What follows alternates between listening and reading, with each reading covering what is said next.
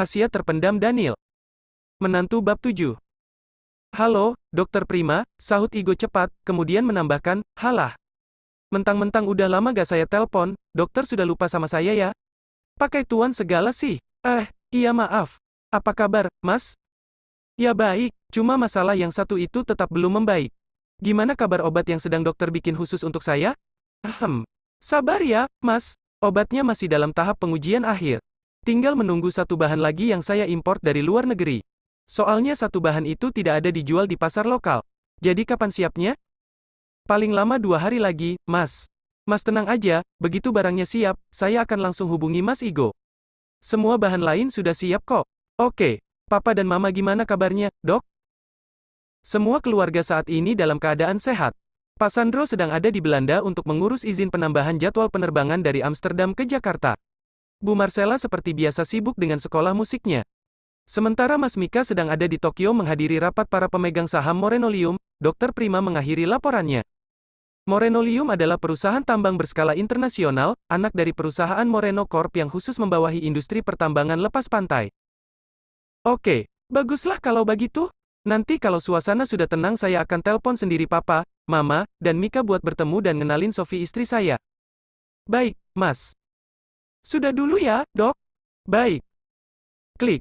Panggilan terputus. Matahari mulai redup. Sinar jingga merembes masuk melalui kusen jendela. Igo pergi ke kebun belakang rumah untuk menyiram tanaman. Kebun belakang rumah terlihat mulai rindang menghijau berkat ketelatenan Igo merawat semua tanaman yang ada di sana. Bunga-bunga tumbuh subur dan gemuk, sementara pohon jambu merah yang Igo tanam di sudut taman sudah mulai berbuah. Igo menyiraminya satu persatu, dimulai dari aneka jenis kaladium di bawah cucuran atap. Bila sudah bercengkerama dengan tanaman, Igo kerap lupa waktu. Itulah sebabnya ia tidak mendengar saat Sophie memanggilnya dari dapur. Tak lama kemudian, Sophie melongokkan kepalanya di pintu dan berteriak sekuat tenaga memanggil suaminya. Igo yang saat itu tengah menyirami aglonema sedikit kaget. Sebab tadi ia tengah melamun. Ya, kenapa? Igo menegakkan badannya dan memandang ke arah istrinya. Papa masuk rumah sakit. Ayo buruan siap-siap. Kita ke RS Bina Mitra sekarang. Tanpa menunggu, Sophie segera menghilang kembali ke dalam rumah.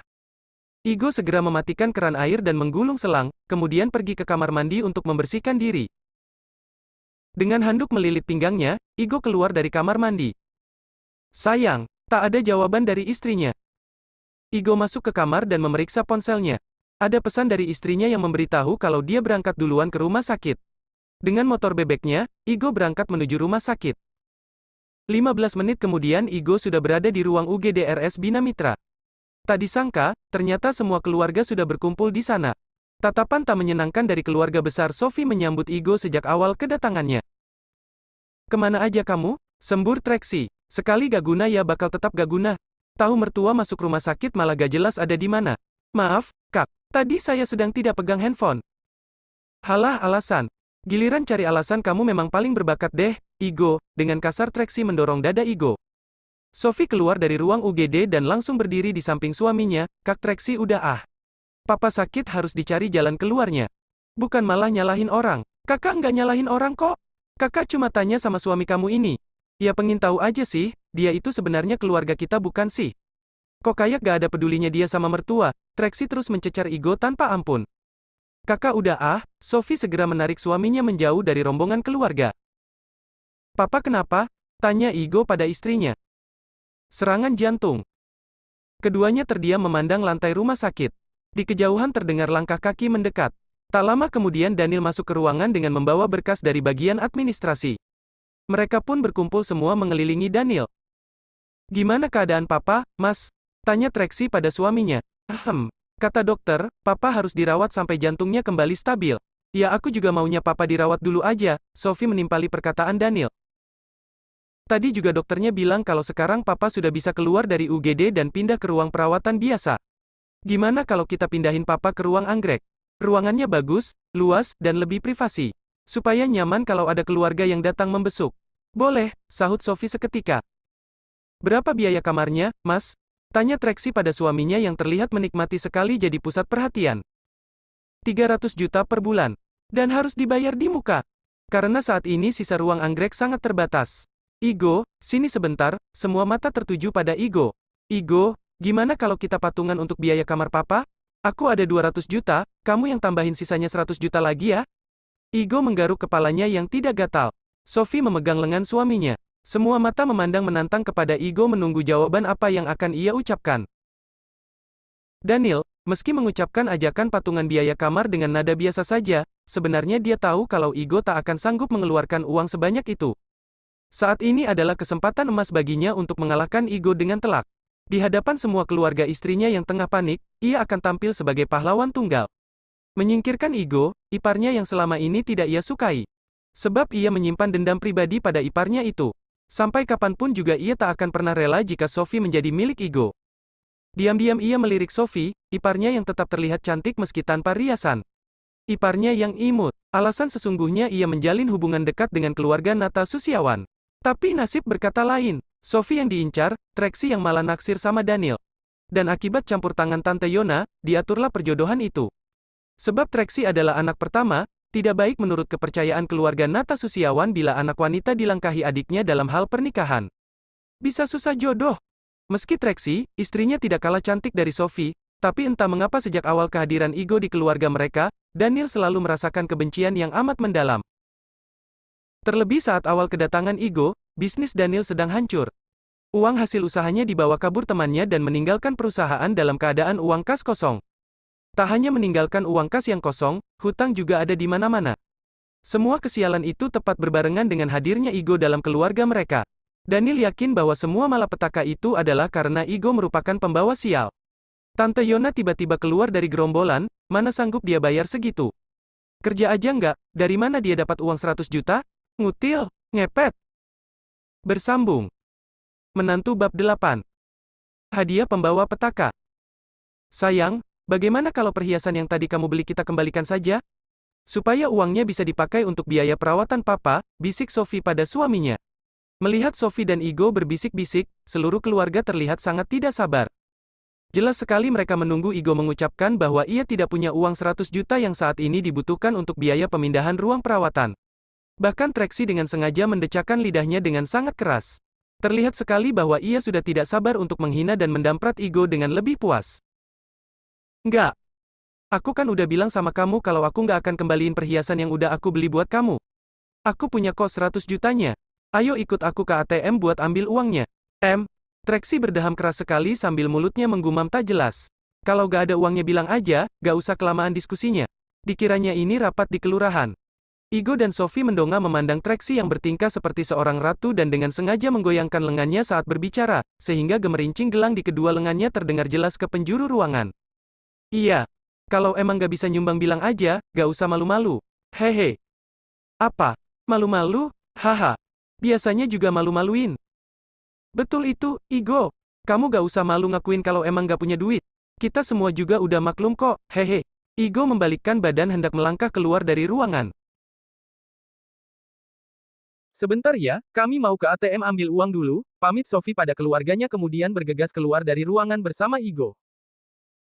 Serempak semua orang mendengus kesal seolah melihat binatang buruannya yang lepas. Beneran ambil duit nggak tuh si Igo? Salah satu kerabat yang hadir di situ membuka suara. Tahu tuh, alasan aja kali. Aslinya kan dia melarat, gak punya duit. Boro-boro 100 juta, rumah mereka aja cuma segede kandang kambing. Iya, alasan doang kali ke ATM biar bisa kabur. Jadi gimana dong? Ke ATM butuh berapa lama sih? Kita tunggu aja sebentar. Iya, tunggu 5 atau 10 menit. Selama itu mereka duduk belingsatan seperti ada duri di kursi. Tiap sebentar berdiri dan melongok ke arah pintu. Lama amat. Iya, ke ATM doang lama amat. Beneran kabur kali tuh anak. Akal bulus banget ya, pura-pura ke ATM. Lagian sejak kapan sih si Igo punya duit hah? Sekarang aku tanya sama kalian? Iya, pada gampang banget sih dibegoin. Sejak zaman kuda lumping makan beling juga masih Igo gak ada sejarahnya pegang duit. Jadi gimana ini? Apa perlu aku telepon Sophie? Susulin ke bawah langsung aja kali. Sabar, tunggu aja dulu. Kali aja mereka harus antre. Sementara itu di ATM Center, Igo baru keluar dari bilik ATM. Karena beberapa mesin ATM memiliki batas jumlah penarikan, Igo harus menarik uang dari beberapa mesin ATM untuk menggenapkan jumlah 100 juta. Jadi wajar kalau dibutuhkan waktu lebih lama dari yang seharusnya. Sophie dengan setia menunggu di luar bilik, tersenyum lega saat melihat suaminya datang mendekat. Ini, bawa aja tas aku. Kasih aja langsung uangnya sama Daniel. Hati-hati ya, Igo menyerahkan tas berisi uang kepada Sophie yang memandang suaminya dengan penuh tanya. Loh, kamu gak ikut nemenin aku kembali ke atas? Ya nanti aku nyusul. Ada keperluan sebentar, nggak apa-apa kan kamu ke atas sendiri? Ya udah, selesain dulu urusan kamu. Terima kasih ya. Iya. Sophie menyelempangkan tas berisi uang milik suaminya ke bahu dan merasakan beban uang 100 juta itu di bahunya. Meski sebenarnya ia penasaran dan bertanya-tanya berapa jumlah uang yang sebenarnya dimiliki suaminya saat ini, Sophie memutuskan bahwa saat ini bukanlah saat yang tepat untuk membahas hal itu dengan suaminya. Setelah istrinya pergi meninggalkannya, Igo langsung menghubungi Pak Aryo, salah satu orang kepercayaan keluarga Moreno supaya mengatur masalah pemindahan ruang perawatan Nata Susiawan. Halo, Pak Aryo? Halo, Mas Igo. Lama gak ada kabar. Hehe. Iya, maaf, Pak. Saya butuh sedikit bantuan Bapak. Aduh, Mas Igo udah kayak sama siapa aja. Bilang aja mau apa. Selama masih di Jakarta Selatan, saya bisa urus buat Mas Igo. Hehe, Pak Aryo bisa saja. Begini, Pak, mertua saya, Nata Susiawan masuk rumah sakit. Beliau saat ini dirawat di Rumah Sakit Bina Mitra. Saat ini masih di UGD. Saya butuh bantuan Bapak untuk memindahkan beliau ke ruang perawatan yang lebih nyaman. Siap, itu aja, Mas, atau ada lagi? Apa ya? Oh iya, kalau ada masalah atau apa, langsung hubungi Dokter Prima ya. Kayaknya udah itu aja kalau sekarang. Terima kasih banyak ya, Pak. Siap, Mas. Sama-sama. Igo menutup ponselnya dan melangkah menuju lift untuk menyusul istrinya. Sophie sudah sampai di depan UGD dan melangkah memasuki ruang perawatan ayahnya diikuti pandangan mencela dari para keluarga. Dengung obrolan langsung berhenti seketika saat Sophie melangkah mendekati mereka. Lama banget sih, mana suami kamu? Kabur. Trixie langsung mencecar adiknya. Masih di bawah tadi. Bentar lagi juga nyusul. Ini, Mas. 100 jutanya, Sophie mengulurkan tas tangan berisi uang kepada Daniel. Daniel yang terkejut sedikit tertegun sebentar sebelum menyambut uluran tangan Sophie. Tak hanya Daniel sebenarnya, tapi juga seluruh orang yang ada di ruangan itu. Iya, sedikit tergagap Daniel menerima tas berisi uang dari Sophie. Periksa dulu, Mas. Beneran 100 juta, enggak? Entar ngibul lagi, Trixie menyedekapkan lengannya di dada yang segera diikuti anggukan oleh yang lain. Daniel langsung membuka resleting tas dan memeriksa isinya. Setelah melihat lembaran uang yang memenuhi tas dalam genggamannya, ia tak bisa langsung berkata-kata. Sungguh ia tak menyangka bahwa Igo bisa memiliki uang sebanyak ini. Keringat dingin membasahi punggungnya. Trixie yang penasaran datang mendekati suaminya dan ikut melongok melihat ke dalam tas. Mata Trixie seketika membelalak lebar. Tanpa sadar mulutnya menganga membentuk huruf O. Kenapa? Anggota keluarga lain yang jadi penasaran seketika bergerombol di sekitar Daniel dan turut melongok isi tas yang tadi dibawa Sophie. Setelah melihat lembaran-lembaran uang di dalam tas, pandangan mereka berpindah-pindah dari wajah Sophie dan lembaran uang. Trixie membuka mulutnya untuk mengatakan sesuatu, tapi akhirnya ia menutup mulutnya lagi. Entah apa yang tadinya ingin ia katakan, sekarang ia lebih memilih untuk menelan kata-katanya kembali. Semburat kemerahan terlihat muncul di wajah Trixie sebelum akhirnya ia mundur, menjauhi suaminya dan kembali duduk. Satu persatu anggota keluarga mundur menjauhi Daniel dengan kepala tertunduk. Daniel segera menelepon Pak Arifin, orang kepercayaannya untuk mengurus pemindahan ruang perawatan Nata. Halo, Pak Arifin? Daniel sengaja mengeraskan suaranya saat menelepon, supaya semua orang bisa mendengar bahwa dia yang berjasa lebih besar dibanding Igo. Bersambung.